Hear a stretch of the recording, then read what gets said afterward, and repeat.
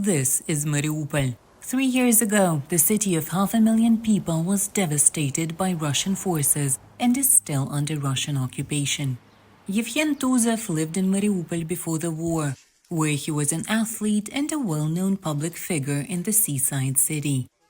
Mariupol used to be a beautiful city. Now there's just rubble left of it. Ukrainian President Volodymyr Zelensky says his government hasn't given up on Mariupol. In his New Year's address to the nation, he said, quote, "We don't give up what's ours, and we don't forget our people, those who are in captivity, and we will fight for every person who unfortunately is still there." Tuzev isn't in Mariupol anymore. He now lives about 300 kilometers northwest in Dnipro, but keeps in touch with the Ukrainians living under occupation. He says the Russians have already begun rebuilding Mariupol, and parts of the city are large construction sites. Locals' homes have been replaced by complexes with pricey apartments for sale. Several residents are feeling pushed out, as seen in videos posted on social media. Our homes have been demolished, and in their place, apartments for sale are being built. For 3 years now, we have been renting places and live in dorms and shelters. There are dozens upon dozens of thousands of us.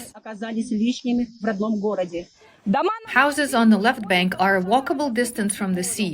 This is a lovely area that certain people clearly want to have to themselves, to build condos there and sell them. And we are going to end up on the streets.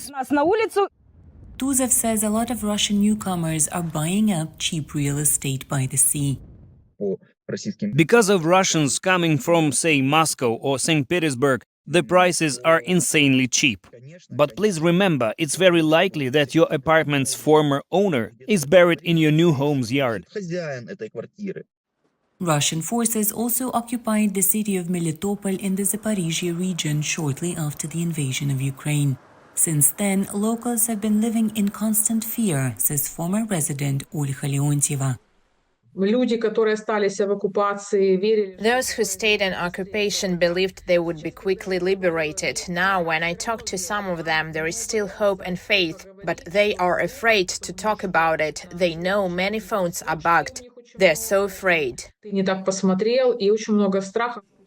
Ukrainians in occupied cities have been forced to get Russian passports. Without them, people can't receive medical help or buy medications in pharmacies.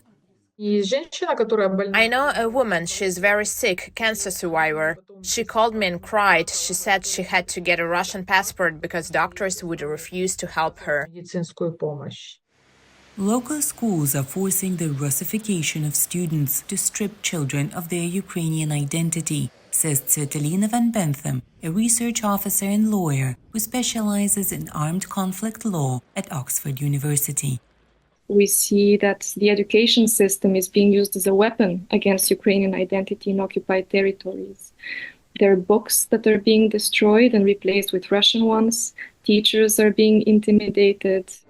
Despite all this, many Ukrainians are staying in the captured cities, hoping for an end to the fighting and the Russian occupation.